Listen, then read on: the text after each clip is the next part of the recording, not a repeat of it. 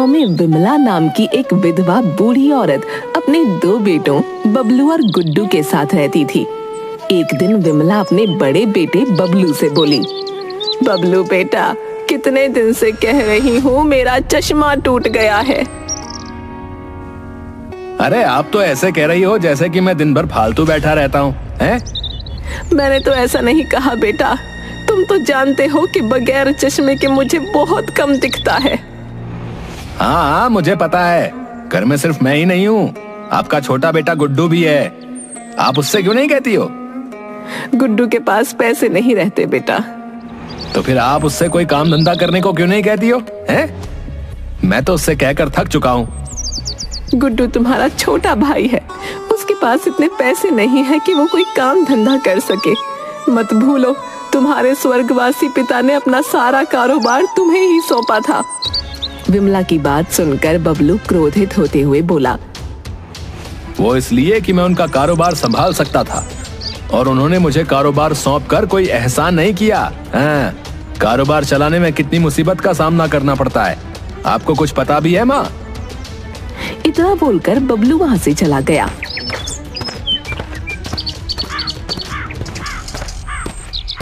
और विमला अपने घर के बाहर आंगन में बिछी चारपाई पर बैठकर आंसू बहाने लगी कि तभी बबलू की पत्नी अर्चना वहां आकर बोली,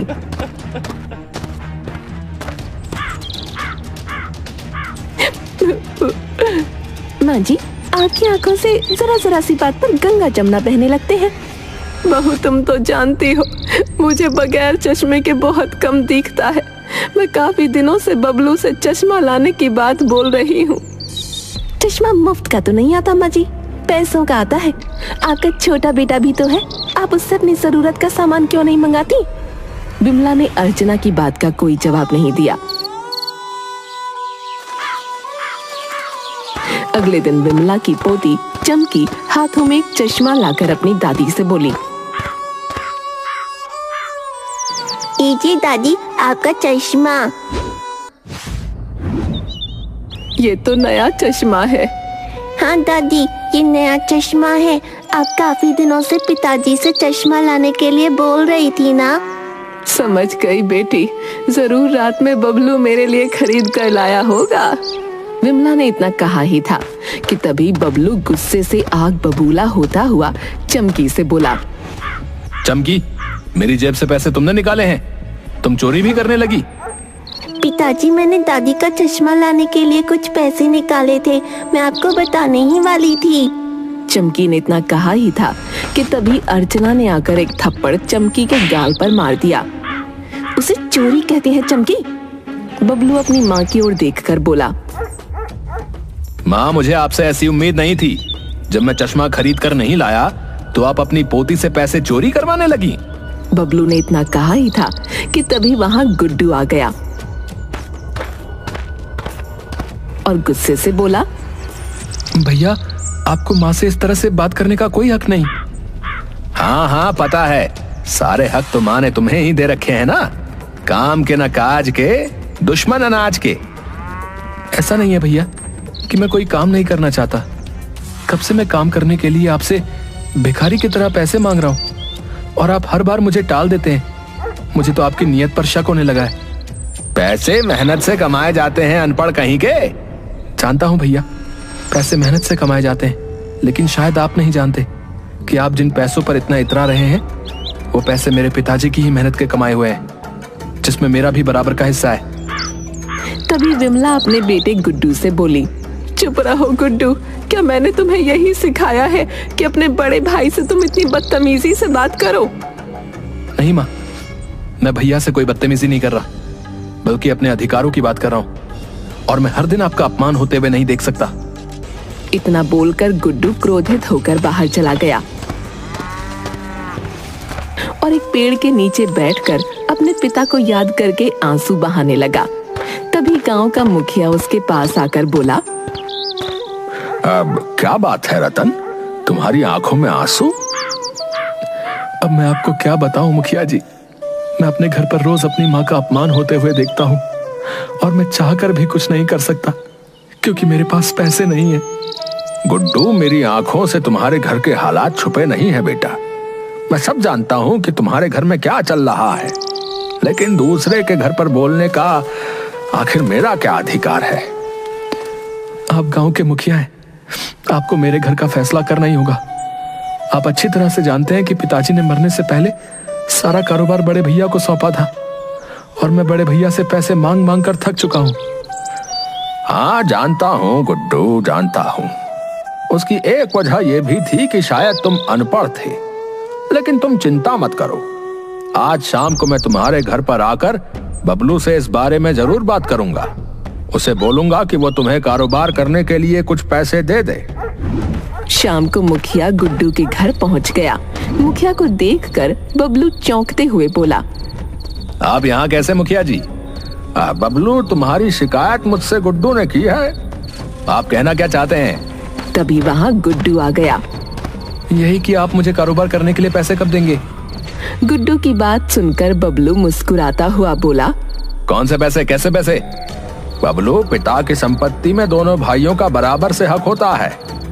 हाँ, मुझे पता है। इतना बोलकर बबलू अलमारी से कुछ कागज निकालकर मुखिया को दिखाते हुए बोला, गुड्डू तो अनपढ़ है मुखिया जी, आप तो पढ़े लिखे हैं। आप देख लीजिए, इस कागज पर गुड्डू के अंगूठा है। इस कागज के अनुसार गुड्डू ने अपने हिस्से की भी सारी जायदाद मेरे नाम कर दी है। गुड्डू क्रोधित होता हुआ बोला, तो इसका मतलब यह है कि कुछ दिनों पहले आपने जो एक सादे कागज पर मुझसे जो अंगूठा लगवाया था, वो धोखे की नीयत से लगवाया था भैया।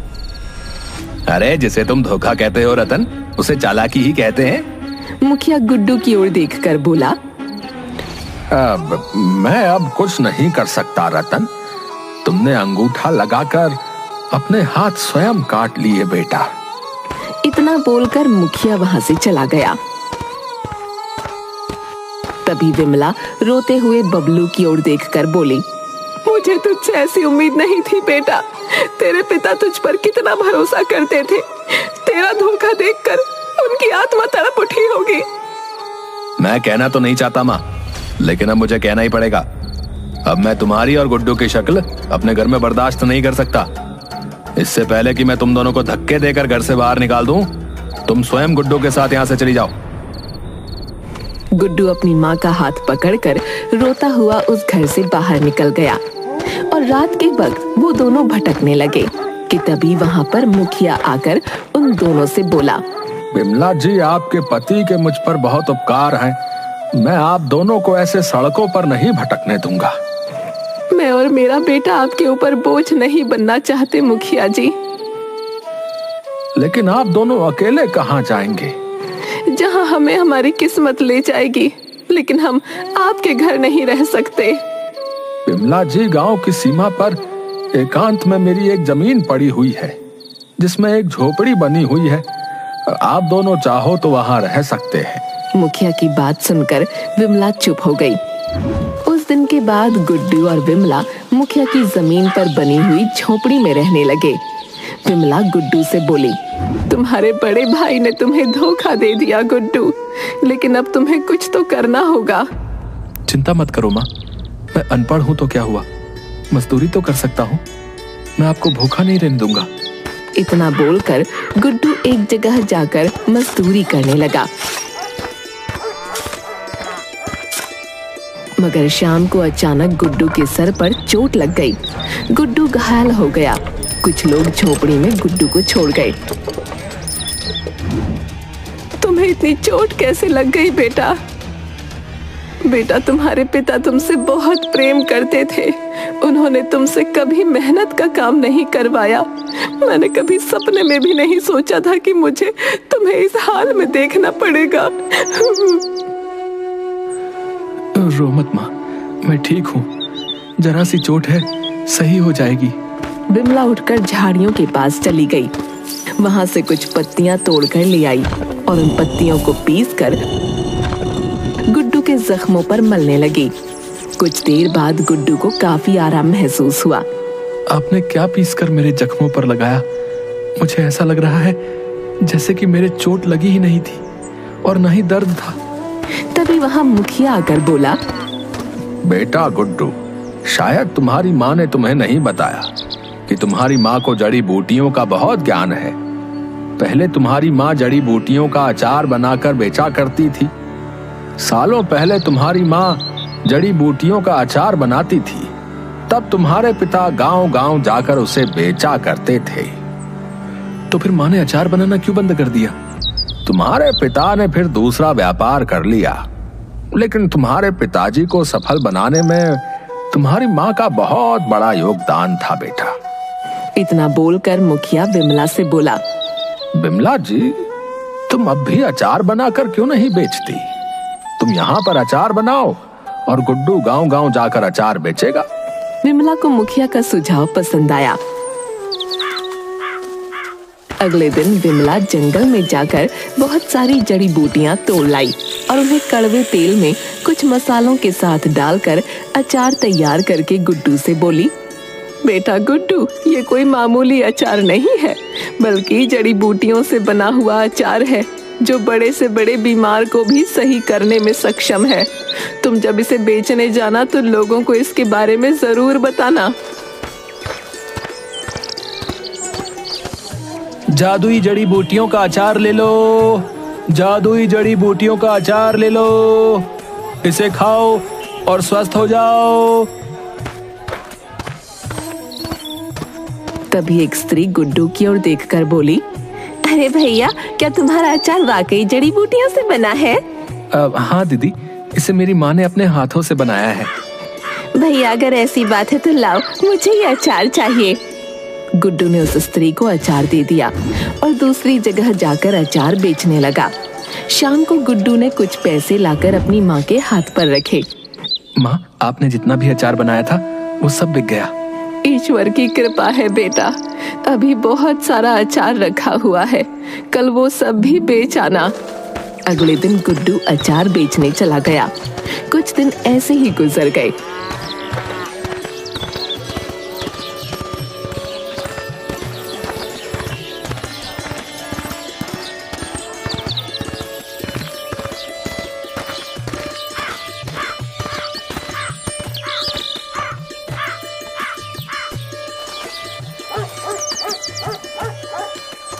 कुछ दिन बाद वही स्त्री खुश होती हुई गुड्डू की झोपड़ी में आकर विमला और गुड्डू की ओर देखकर बोली, बड़ी मुश्किल से आपका पता करते करते यहाँ तक आई हूँ। भैया, आपने जो मुझे अचार दिया था ना, वो अचार हमारे घर के लिए वरदान साबित हुआ। मैं आपकी बात का मतलब नहीं समझा दीदी। मेरे पति को लाइलाज बीमारी थी। डॉक्टर ने कहा था कुछ ही दिन के मेहमान हैं ये, इन्हें सब कुछ खिलाओ। मैंने आपका ही अचार इन्हें खिला दिया और मेरे पति स्वस्थ हो गए। उनकी रिपोर्ट देखकर डॉक्टर खुद हैरान है। इतना बोलकर उस स्त्री ने बहुत सारे रुपए विमला के हाथ में रख दिए और ढेर सारी दुआएं देकर अपने पति के साथ वहां से चली गई। अरे वामा, आपके हाथों का बनाया हुआ जड़ी बूटियों का अचार तो वाकई जादू ही निकला।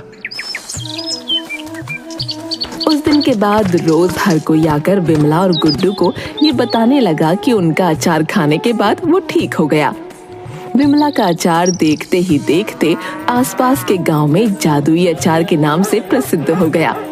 विमला अपने बेटे गुड्डू से बोली, बेटा गुड्डू, अब हमारे पास इतना धन इकट्ठा हो गया है कि हम अपनी स्वयं की जमीन खरीदकर उस पर अच्छा सा घर बनवा सकें। आपने मेरे मुंह की बात छीन ली माँ, मैं भी आपसे यही बात कहना चाह रहा था। विमला ने गांव में ही जमीन खरीदकर उस पर एक बहुत आलीशान मकान बनवाया। दोनों माँ बेटे उस मकान में रहने लगे। कुछ दिनों बाद एक डॉक्टर विमला से मिलने आया। देखिए, मेरी समझ में नहीं आता कि आपके अचार में ऐसा क्या है कि बड़े से बड़े लाइलाज मरीज भी सही हो जा रहे हैं। आप अपने अचार में ऐसी कौन सी दवाई मिलाती हैं? मैं कुछ नहीं मिलाती डॉक्टर साहब, बस मुझे अपने बाप दादाओं से पुरानी जड़ी बूटियों का ज्ञान मिला था। मेरी दादी ने मुझे जड़ी बूटियों का अचार बनाना सिखाया था। बस उन्हीं जड़ी बूटियों का अचार बनाती हूँ और ईश्वर की कृपा से लोग ठीक हो जाते हैं। डॉक्टर मुस्कुराते हुए बोला, मैं चाहता हूँ कि आप मेरे हॉस्पिटल में भी मरीजों की देखभाल में योगदान करें। ये तो मेरे लिए खुशी की बात है। मैं और मेरा बेटा कल से आपके अस्पताल में कुछ समय बिताया करेंगे। डॉक्टर वहां से चला गया। उस दिन के बाद से विमला और गुड्डू दिन का आधा वक्त अस्पताल में मरीजों की देखभाल में बिताते। एक दिन डॉक्टर विमला से बोला, विमला जी, जब से आप यहाँ पर आई हैं, तब से अस्पताल में मरीजों के स्वास्थ्य में बहुत सुधार आया है।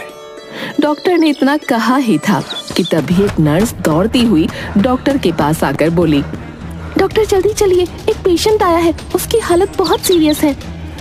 कौन है पेशेंट? एक लड़की है, सिर्फ 12 साल की। डॉक्टर नर्स के साथ उस बच्ची के पास गया। वो बच्ची कोई और नहीं बल्कि बबलू की बेटी चमकी थी। डॉक्टर साहब देखिए, पता नहीं क्या हो गया, ऐसे बहुत दिनों से मेरी बेटी ना कुछ खा रही थी ना कुछ पी रही थी। आप घबराइए नहीं, मैं देखता हूँ। इतना बोलकर डॉक्टर चमकी को चेक करने लगा। ओह माय गॉड, इस बच्चे की उम्र केवल 12 साल है, मगर इसकी हालत बता रही है कि जैसे इसे बहुत तगड़ा सदमा लगा हो। डॉक्टर साहब, मेरी बच्ची को अपनी दादी और चाचा से बहुत ज्यादा लगाव था, तो फिर इमीडिएटली उन सबको भी यहाँ पर बुलवाओ, वरना बच्ची का बचना बहुत मुश्किल है। पारिवारिक झगड़े की वजह से हमने इसकी दादी और इसके चाचू को घर से बाहर निकाल दिया था। अब किसी भी तरह से मेरी बेटी चमकी को ठीक कर दीजिए। अर्चना के कहने पर डॉक्टर ने चमकी को दोबारा चेक किया। तभी डॉक्टर के चेहरे पर मायूसी छा गई। डॉक्टर बबलू की ओर देखकर बोला, I am sorry, she is no more. आपकी बच्ची इस दुनिया में नहीं है। डॉक्टर की बात सुनकर बबलू और अर्चना फूट फूट कर रोने लगे। बबलू और अर्चना रोते हुए अस्पताल के बाहर आ गए। उन दोनों के बाहर आते ही डॉक्टर विमला के पास चला गया। क्या हुआ डॉक्टर साहब, आपके चेहरे पर मायूसी कैसी? अब आपको क्या बताऊं विमला जी, एक 12 साल की बच्ची, उसकी डेथ हो गई। अरे रे, ये तो बहुत बुरा हुआ। क्या नाम था उस बच्ची का? उसके पेरेंट्स चमकी चमकी कहकर रो रहे थे। चमकी का नाम सुनते ही गुड्डू और विमला के पैरों तले जमीन खिसक गई। मुझे जल्दी उसके पास ले चलिए। क्या आप उसे जानती हैं? मुझे डर है कि कहीं वो मेरी पोती तो नहीं। विमला और गुड्डू दौड़ते हुए चमकी के पास गए। गुड्डू चमकी को देखकर फूट फूट कर रोने लगा। विमला चमकी का हाथ पकड़कर फूट फूट कर रोने लगी। तुम ऐसे नहीं जा सकती चमकी, मैं कुछ दिनों बाद तुमसे वैसे ही मिलने आने वाला था। तभी उसके चेहरे पर चमक आ गई। वो गुड्डू से बोली, जल्दी से जड़ी बूटियों वाला अचार लेकर आ, इसकी नब्ज बहुत धीमी है, ये ठीक हो सकती है। गुड्डू दौड़ता हुआ जड़ी बूटियों का अचार ले आया। विमला ने चम्मच से उस अचार को चमकी को चटाते हुए कहा, चमकी बेटा, आंखें खोलो, मैं तुम्हारी दादी तुम्हें लेने आई हूँ। विमला की आवाज सुनकर चमकी को अचानक होश आ गया। अपने सामने दादी को देखकर चमकी दादी के गले लग गई। विमला जी, मैंने अपने करियर में ऐसा पहला केस देखा है। चाचू दादी, आप दोनों मुझे छोड़कर कहाँ चले गए थे? अब तो आप मुझे छोड़कर कहीं नहीं जाएंगे ना? नहीं चमकी, मैं तुझे कहीं छोड़कर नहीं जाऊंगा। और मैं तुझे हमेशा अपने पास रखूंगी। जा बेटी, बाहर तुम्हारे माता पिता रो रहे हैं, उन्हें जाकर चुप करा। उन्हें बता कि ईश्वर की कृपा से अब तो ठीक हो गई है। अपनी दादी की बात सुनकर चमकी दौड़ती हुई अस्पताल के बाहर आ गई और पीछे से बबलू के गले से लिपट गई। अर्चना की खुशी का ठिकाना नहीं रहा। हमारी बेटी सही हो गई, बबलू, हमारी बेटी सही हो गई। हाँ अर्चना, मुझे तो अपनी आंखों पर विश्वास नहीं हो रहा है, लेकिन ये चमत्कार हुआ कैसे? अभी वहाँ पर डॉक्टर आकर बोला, देखिए, तुम्हारी माँ और तुम्हारे भाई की वजह से ही तुम्हारी बेटी आज जिंदा है। अर्चना और बबलू ने पीछे पलट कर देखा तो उनके सामने गुड्डू और विमला खड़े थे। बबलू हाथ जोड़ते हुए बोला, अब मुझे माफ कर दो माँ, शायद मेरे कर्मों की सजा मेरी बेटी को भुगतनी पड़ी। मुझे अब कुछ नहीं चाहिए। इतना बोलकर बबलू गुड्डू से बोला, मुझे माफ कर दे भाई, आज मुझे समझ आ गया, इंसान का सच्चा दोस्त उसका परिवार होता है, कागज के टुकड़े नहीं। मुझे माफ कर दो माँ। विमला और गुड्डू ने उन दोनों को माफ कर दिया। उस दिन के बाद वो सब फिर से एक साथ रहने लगे।